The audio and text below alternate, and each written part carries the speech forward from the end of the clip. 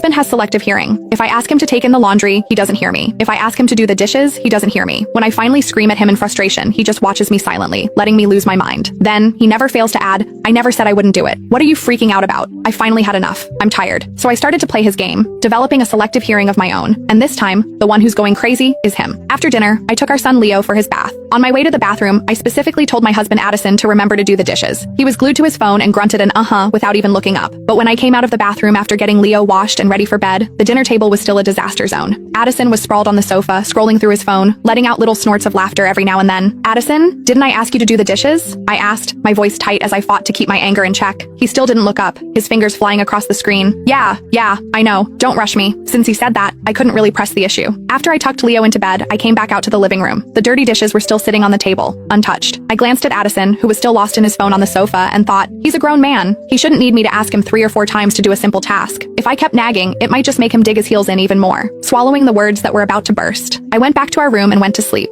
The next morning, I got up to make breakfast, only to find yesterday's dishes exactly where I'd left them. Grease had congealed into a sticky, disgusting film on the table after sitting out all night. It was hard and nauseating to scrub off. I remembered how I'd reminded him again and again last night to clean the table and do the dishes, and what did he do? He played on his phone from 6 o'clock until God knows when before finally stumbling into bedtime for his phone but no time for the dishes. A hot fury surged through me. I cleaned the table, washed the dishes, and then made breakfast by the time Addison got up. I was already eating. "Oh," he said, feigning surprise, "there's breakfast." He sat down across from me without another word and started digging in Addison. I took a deep breath, trying to force down the inferno in my chest. Didn't I remind you twice yesterday to do the dishes? But when I got up this morning, they hadn't moved an inch. Addison didn't say anything, just kept eating. I slammed my fork down on the table and glared at him, sensing my anger. He finally looked up with a sheepish grin. "Oh wow, I just forgot. Look at you getting all worked up. Don't worry," he added, his tone far too cheerful. "I'll get them next time, I promise." Looking at his smug, carefree face, a profound sense of helplessness washed over me after breakfast. I got up to wake Leo as I left the table. I told Addison to take the clothes out of the washing machine and hang them up to dry. This time he nodded enthusiastically. Mission accepted. I figured that after what happened yesterday, and with me having just lost my temper, he'd actually do it. It wasn't even a big deal. Just a few items of clothing. It would take him 5 minutes tops. I got Leo dressed and ready, and without even checking the laundry, I took him out the door. I dropped Leo off at daycare, then headed to work when I got home that evening. I glanced instinctively toward the balcony, seeing no clothes hanging there. My stomach dropped. I rushed over and threw open the lid of the washing machine. Just as I feared, this morning's load of laundry was still sitting there in a damp, crumpled heap after being sealed in the machine all day. A sour, mildewy smell hit me. There was nothing for it. I had to wash them all over again. The moment Addison got home, he flopped onto the sofa and pulled out his phone. Our living room connects to the balcony, and the washing machine isn't exactly quiet, but he acted as if he couldn't hear a thing when the machine beeped, signaling the end of the cycle. I shouted from the kitchen, "Addison, the laundry's done. Go hang it up." Silence. I poked my head out of the kitchen and called out again, louder this time. "Addison, hang up the laundry." Still nothing. Clutching my spatula, I stormed over to the sofa and kicked his foot. He slowly tore his eyes away from his phone. His expression